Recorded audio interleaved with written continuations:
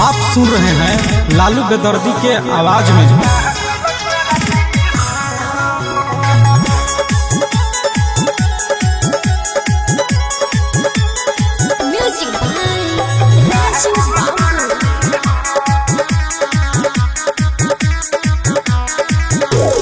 ओठ में लगा के ओठा लहाली, आँख में काजल करती हो।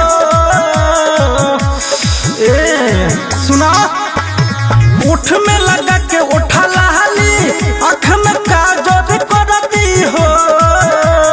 दोनों जो बनावत खा के चमारे जी को पागल करती हो।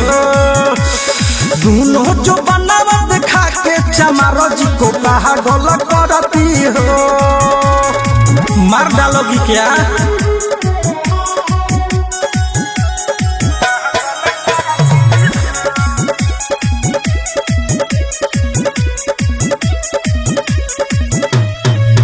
भरल जवानी लेके घूमेलू बाजार में, कतना लहई कबह तुहरा पड़ गइले प्यार में।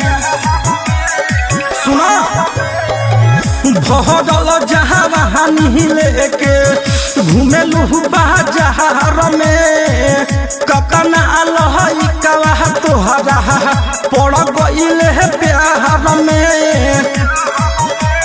छोटे छोटे रहे नेंबुआ ओकर बाड़ा करती हो। दोनों जो बनावत खा के चमार जी को पागल करती हो। दोनों जो बनावत खा के चमार जी को पागल करती हो।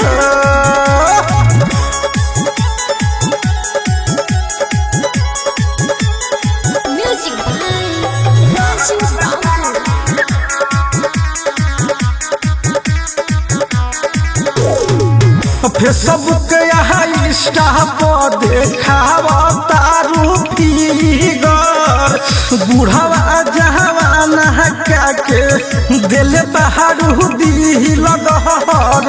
सब जनता नहीं सुना, फेसबुक यहाँ इंस्टा पर देखावा तारू फिगर, बुढ़ावा जवान लहिका के दिल बहारू दिल गहर।